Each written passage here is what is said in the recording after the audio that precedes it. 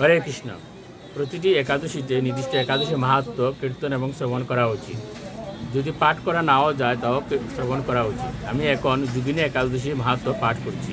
যোগিনী একাদশী ব্রহ্ম বৈবর্ত পুরাণে আষাঢ় মাসের কৃষ্ণপক্ষের একাদশী ব্রত মাহাত্ম্য যুধিষ্ঠির শ্রীকৃষ্ণ সংবাদ রূপে বর্ণিত আছে। যুধিষ্ঠির বললেন, হে বাসুদেব, আষাঢ় মাসের কৃষ্ণপক্ষিয়া একাদশী মাহাত্ম্য কৃপাপূর্বক আমাকে বলুন। শ্রীকৃষ্ণ বলেন, হে মহারাজ, সকল পাপ বিনাশিনী ও মুক্তিপ্রদ এই উত্তম ব্রতের কথা বলছি, আপনি শ্রবণ করুন। আষাঢ় মাসের কৃষ্ণপক্ষিয়া একাদশী যোগিনী নামে খ্যাত। মহাপাপ নাশকারী এই তিথি ভবসাগরে পতিত মানুষের উদ্ধার লাভের একমাত্র নৌকা স্বরূপ। ব্রত পালনকারীদের পক্ষে এটি সর্বশ্রেষ্ঠ ব্রত বলে প্রসিদ্ধ। এই প্রসঙ্গে আপনাকে একটি পবিত্র পৌরাণিক কাহিনী বলছি। অলকা নগরে শিবভক্ত পরায়ণ কুবের নামে এক রাজা ছিল। তিনি প্রত্যহ শিব পূজা করতেন। তার হেমমালী নামে একজন মালী ছিল। প্রতিদিন শিব পূজার জন্য মানস সরোবর থেকে সে ফুল তুলে যক্ষরাজ কুবেরকে দিত। বিশালাক্ষী নামে হেমমালীর এক পরমা রূপবতী পত্নী ছিল। সে তার সুন্দরী পত্নীর প্রতি অত্যন্ত আসক্ত ছিল। একদিন সে তার স্ত্রীর প্রতি কামাসক্ত হয়ে পড়ল। রাজভবনে যাওয়ার কথাও ভুলে গেল। বেলা 2 প্রহর অতীত হল। অর্চনের সময় চলে যাচ্ছে দেখে রাজা ক্রুদ্ধ হলেন। মালির বিলম্বের কারণ অনুসন্ধানে এক দূত প্রেরণ করলেন।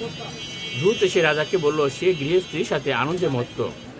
দূতের কথা শুনে কুবের অত্যন্ত রেগে তখনই মালিককে তার সামনে হাজির করতে আদেশ দিল। এদিকে মালিক কুবেরের পূজার সময় অতিবাহিত হয়েছে বুঝতে পেরে অত্যন্ত ভয় পেল। তাই স্নান না করেই সে রাজার কাছে উপস্থিত হলো। তাকে দেখা মাত্র রাজা ক্রোধ বসে চোখ রাঙিয়ে বললেন, রে পাপিষ্ঠ দুরাচার, তুই দেব পূজার পুষ্প আনতে অবজ্ঞা করেছিস, তাই আমি তোকে অভিশাপ দিচ্ছি, তুই শ্বেতকুষ্ঠগ্রস্ত হয়ে যা এবং তোর প্রিয়তমা ভার্যার সাথে তোর চিরবিয়োগ সংগঠিত হোক। রে নিজ, তুই এখনই এই স্থান থেকে ভ্রষ্ট হয়ে অধোগতি লাভ কর।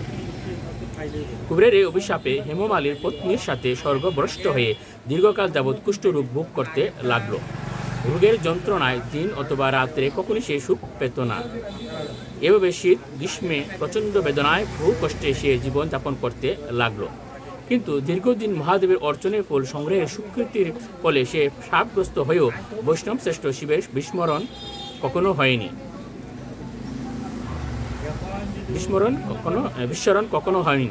একদিন হেমমালী ভ্রমণ করতে করতে হিমালয়ে শ্রী মার্কণ্ডেয় ঋষির আশ্রমে উপস্থিত হলো। কুষ্ঠরোগে পীড়িত সপত্নী হেমমালীকে দর্শন করে শ্রী মার্কণ্ডেয় তাকে জিজ্ঞাসা করলেন, তুমি কার অভিশাপে এইরকম নিন্দনীয় কুষ্ঠরোগগ্রস্ত হয়েছ? সে উত্তর দিল, হে মুনিবর, রাজা ধন কুবেরের আমি পুত্র ছিলাম। আমার নাম হেমমালী। আমি প্রত্যহ মানস সরোবরের থেকে ফুল তুলে শিব পূজার জন্য রাজাকে দিতাম। কিন্তু দুর্ভাগ্যক্রমে একদিন স্ত্রীর মনোরঞ্জন হেতু কামাসক্ত হওয়ায় সেই ফুল দিতে বিলম্ব হয়। রাজার অভিশাপে এরকম দুর্দশাগ্রস্ত হয়েছি। পরোপকারই সাধুগণের স্বাভাবিক কর্ম। হে ঋষি শ্রেষ্ঠ, আমি অত্যন্ত অপরাধী, কৃপা করে আমার প্রতি প্রসন্ন হন। তখন দয়াদ্র চিত্ত মার্কণ্ডেয় মুনি বললেন, হে মালী, তোমার মঙ্গলের জন্য শুভ ফল প্রদানকারী এক ব্রতের উপদেশ করছি।